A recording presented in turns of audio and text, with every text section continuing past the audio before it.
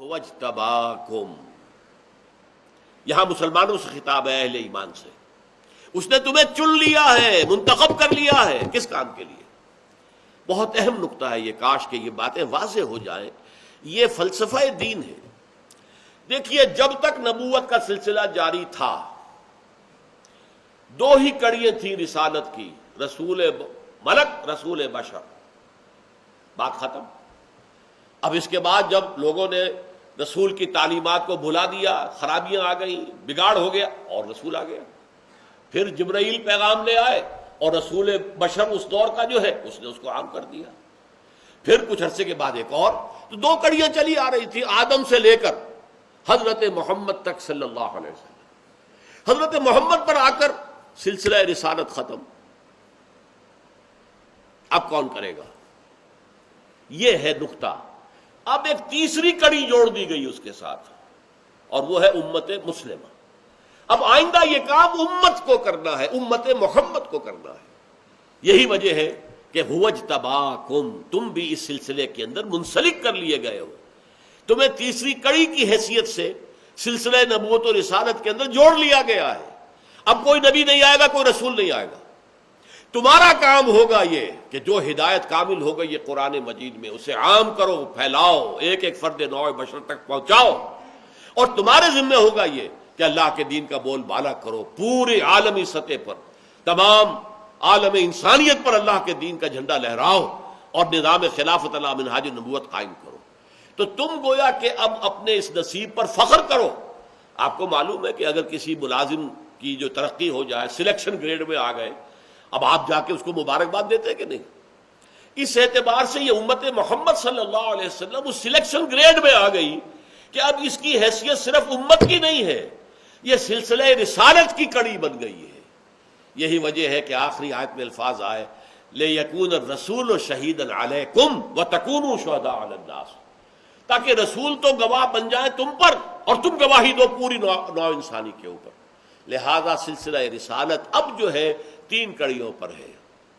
اللہ سے لائے جبرائیل، جبرائیل نے پہنچایا محمد کو صلی اللہ علیہ وسلم، محمد نے پہنچایا امت کو، امت کے ذمہ ہے پوری نوع انسانی کو پہنچانا۔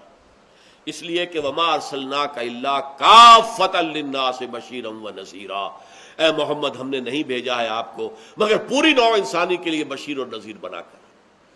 آپ صرف عرب کے لیے نہیں آئے، قریش کے لیے نہیں آئے، جزیرہ نماء عرب کے لیے نہیں آئے، آپ تو پورے عالم انسانیت کے لیے بھیجے گئے۔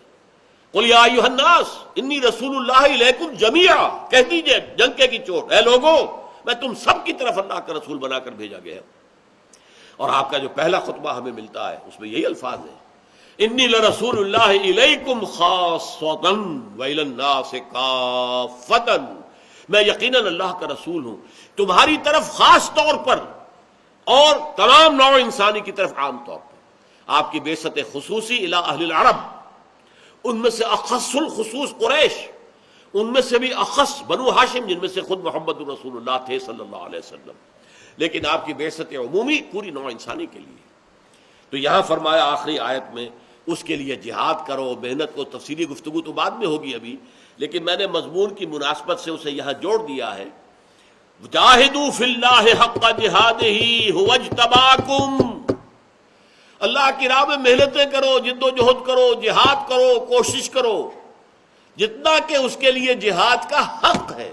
دیکھیے ایک ہی رکوع میں یا حق کا لفظ آیا، ما قدر اللہ حق قدرہ، نہیں پہچان پائے اللہ کو جیسا کہ اللہ کو پہچاننا چاہیے تھا، جیسا کہ اللہ کے پہچاننے کا حق تھا۔ اور جاہدوا فی اللہ حق جہادہ، جہاد کرو اللہ کی راہ میں جیسا کہ اس کے لیے جہاد کا حق ہے، جتنا اس کے لیے جہاد کا حق ہے۔ اور وہ کیوں؟ مبارک ہو تمہیں، تم سلیکٹ کر لیے گئے ہو، تم سلسلہ رسالت کی کڑی بن گئے ہو، تم اب صرف عام قوم نہیں ہو، عام انسان نہیں ہو، عام جو ہے کوئی دنیا کے انسانوں کا ایک گروہ اور انبوہ نہیں ہو، تم اب ایک سلسلہ رسالت کی تیسری مستقل کڑی ہو، کہ پہلی کڑی جبرائیل، دوسری کڑی محمد صلی اللہ علیہ وسلم، تیسری کڑی امت۔ لِيَكُونَ الرَّسُولُ شَهِيدًا عَلَيْكُمْ وَتَكُونُوا شُهَدَاءَ عَلَى النَّاسِ، اور یہی مضمون پھر آیا ہے سورہ بقرہ کے اندر 17ویں رکوع میں، وَكَذَلِكَ جَعَلْنَاكُمْ أُمَّةً وَسَطًا لِتَكُونُوا شُهَدَاءَ عَلَى النَّاسِ وَيَكُونَ الرَّسُولُ عَلَيْكُمْ شَهِيدًا، وہی مضمون۔ صرف ترتیب کا فرق ہے۔